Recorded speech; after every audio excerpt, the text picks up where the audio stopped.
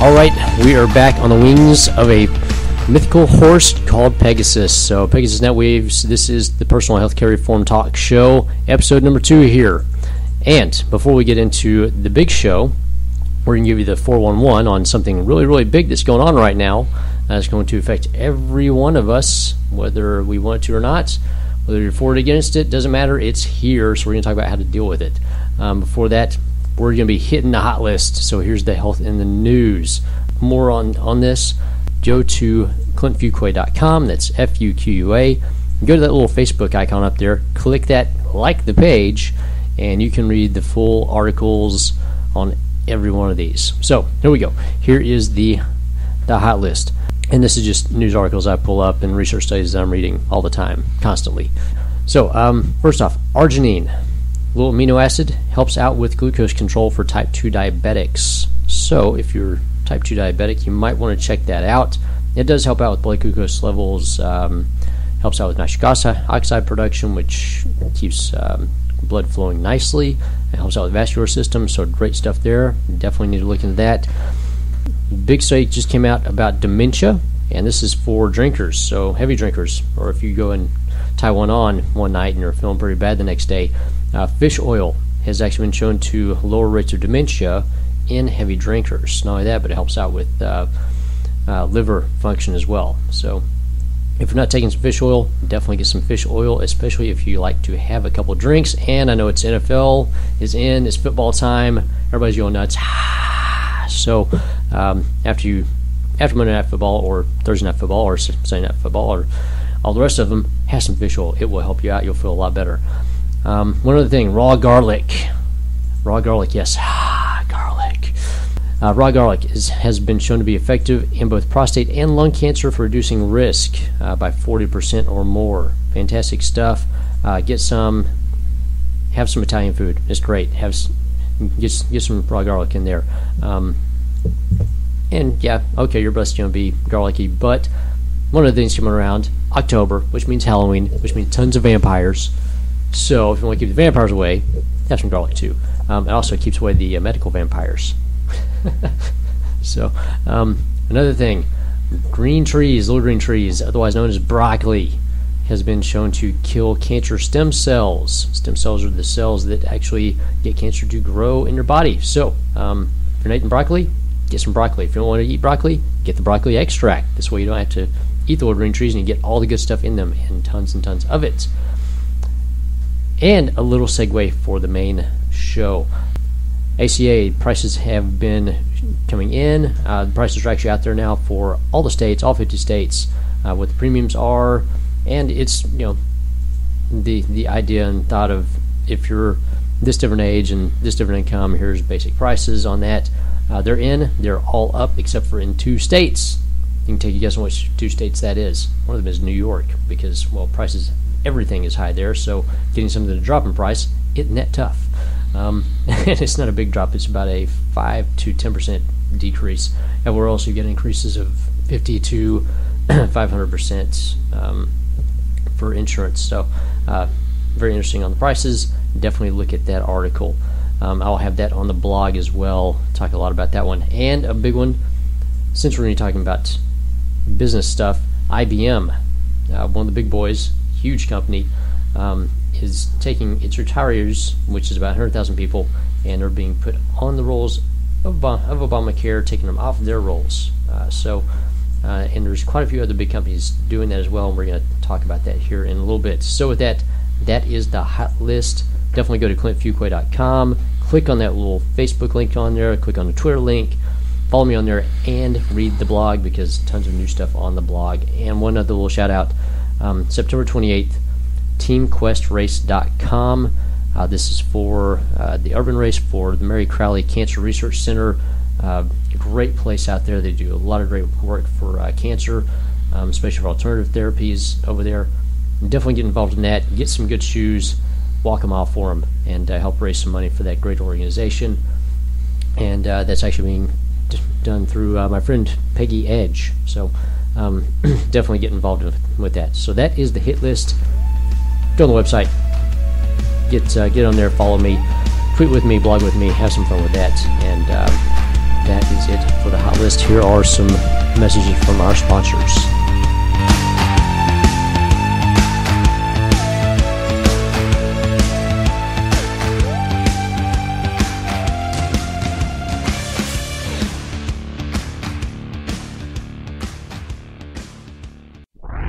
You've heard the Personal Healthcare Reform Talk Show here on Pegasus NetWaves. Now you can meet me in person and work with me. That's right. This is Clint Fuquay. I am a personal trainer and health coach. So whether you need personal training to help get you healthy, get you fit, or some health coaching to figure out exactly how to start getting healthy and fit and have what to eat, what not to eat, and what supplements to take so you know how to invest in your health for the rest of your life, that's what I do. Contact me at clintfuquay.com. That's Fuqa. Hey, over here, behind the fence. Huh? You? The bike? Yeah, the bike.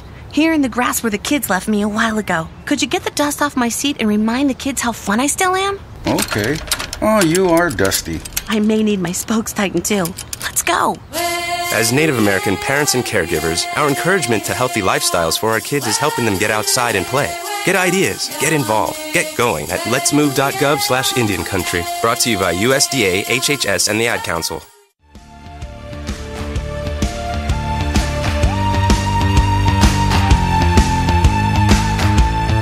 Okay, Personal Healthcare Reform Talk Show is back on Pegasus NetWaves, flying around on the wings of a mythical horse. Pegasus is fed, we are ready to roll. So today, very big show, very important show. This one is huge, it's topical because, well, it's here. And love it or hate it, it is here. So we're going to ask Mr. Mike Chapman, what's the 411 with Obamacare? Because Mike does Obamacare 411. I've known Mike now for, how long have we known each other? About a year and a half? Mm-hmm.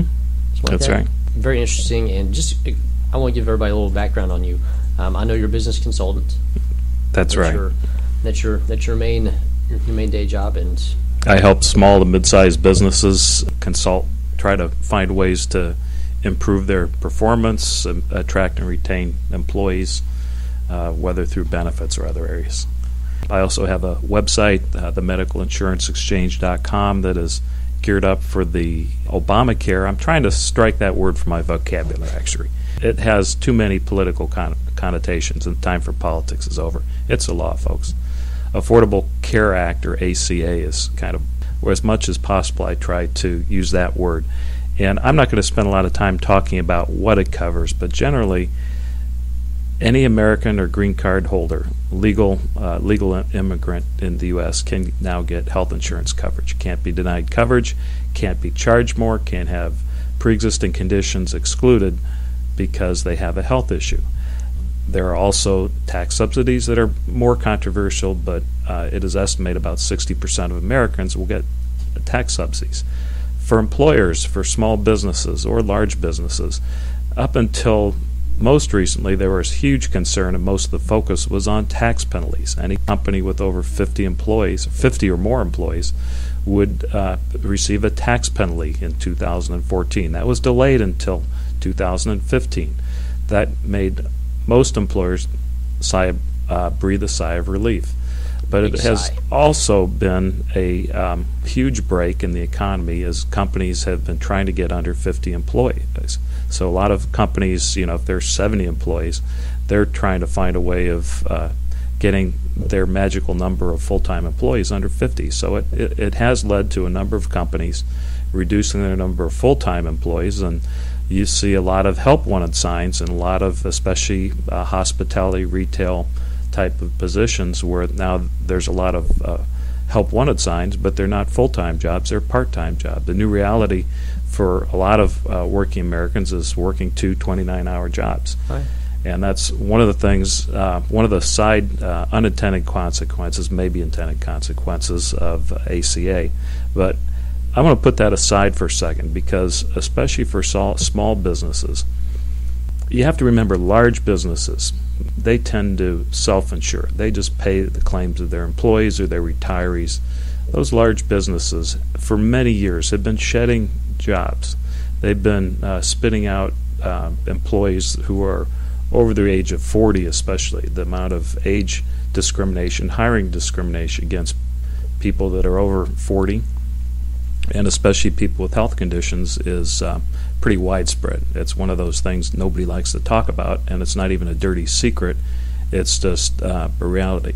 Now, for many small businesses, though, one of the benefits, if you will, if there are any, with healthcare reform is that many small businesses can now take advantage of this wealth of talent with people that have had training, whether it's industrial engineering, electrical engineering, accountants, really solid professionals with a lot of good training that up until now would not have considered working for a smaller company.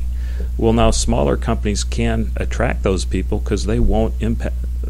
Adding those people to a small business can really plus up a business and provide new capabilities that they may not have had before. And that's all due to healthcare reform, because smaller companies their health plans will no longer be rated based upon their health of their employees. So it is worth the risk to hire talent if they happen to have some gray hair or no hair in the case of some of us in this room. Yeah, actually, all of us in this room, right? Yeah. Well, I've got some gray hair out there. Two people.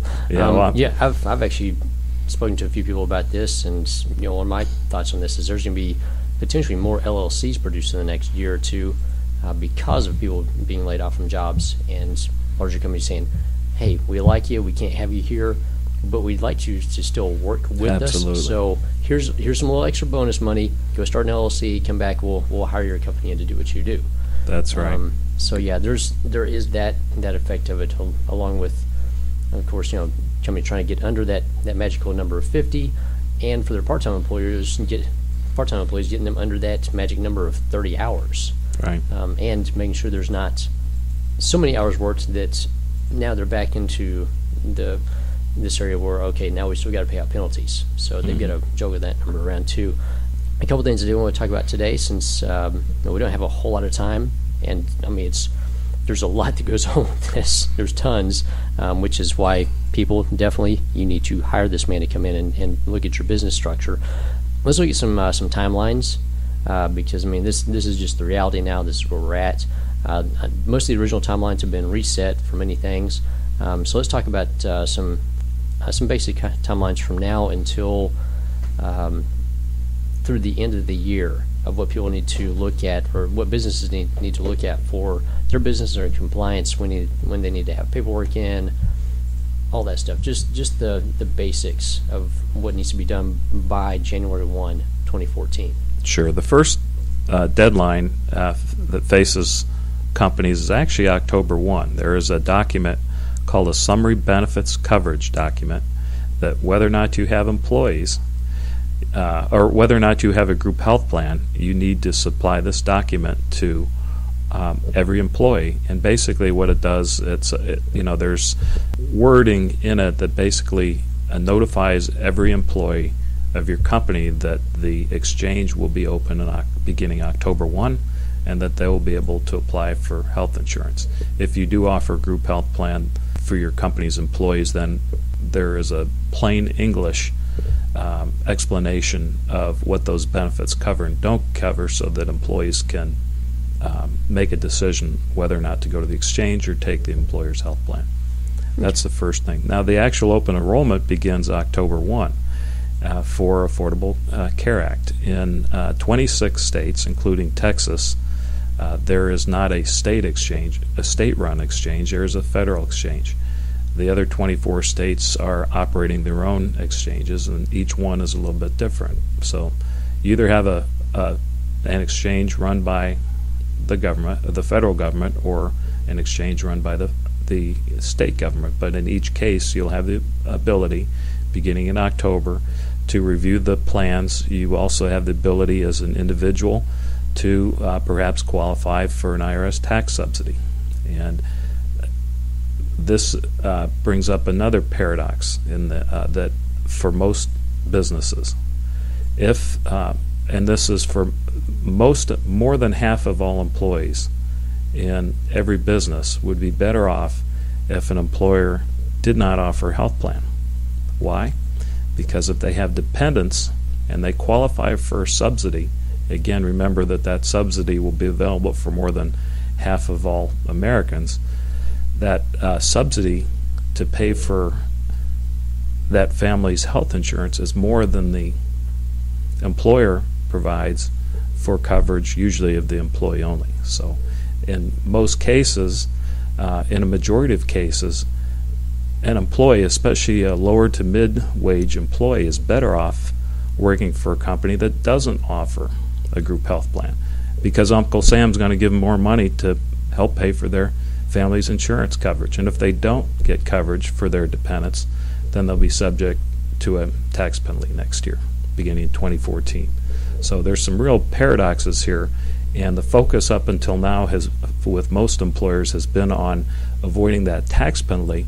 Now it's time to rethink, is health insurance really a benefit for employees? It should. The whole idea of having benefits is to attract and retain and motivate good employees. But health insurance may not be where you want to spend your money as an employer. You may actually be better off putting money into a retirement plan that, by the way, also benefits you as a business owner, than putting money into a health insurance plan if you have low to mid-wage employees. These are all the types of things that I can help explain and do the calculations to see what in fact is best for your business as well as what's best for your employees. Each company is different depending upon the age and the income of their employees, but it is something that most companies haven't considered. These are all some of the intended or unintended consequences of the Affordable Care Act. Yeah, it's a big, huge equation. I mean, it's how big is it now? 2,500 pages. 2,500 pages was the beginning, and there have been so many interpretations and guidelines since then. January 1st is coming up. I mean, it's around the corner. Mm-hmm. So, what's probably the one main concern for businesses before January 1st? What's the one main concern that they've got or a main concern for them to think about? Well, between now and December 1, a company has to determine, are they better off renewing their existing plan December 1st, or in doing so, they then avoid having a plan under the Obamacare, Affordable Care Act plan guidelines for a year. So if it benefits a company under current plans and guidelines, they want to renew their plan December 1. Otherwise, they won't have that opportunity. Okay, very good. Yeah, I wanted to give you ample time on here without me cutting in too much, because, like I said, there's tons that goes into this. It's huge. It's a huge law, and with tons of moving parts. So, with that, how do people get a hold of you to bring you into their business and have you look at where they're at with their company and figure out what's best for them, their employees, and how to move forward over the next couple of years? Well, two things. First of all, I'll give my toll-free number. It's 888-398-6246. You can also go to themedicalinsuranceexchange.com, themedicalinsuranceexchange.com, sign up for updates, and we'll go from there. All right. Thank you very much, Mike. Fantastic. And once again, definitely go to clintfuquay.com. Follow me, Twitter, Facebook, and the blog, where there'll be much more information about this from Mike, actually, than I have on there as well, for you to do, and definitely get a hold of him, bring him in. And thank you for joining us for the show. Next up, healthcare and the personal side. So talking about your individual healthcare coverage and options, especially here in Texas, because we got tons of different things going on in Texas because of the Texas legislature. So thank you for being here. Come back. Great shows are lined up for you in the future to take care of your health.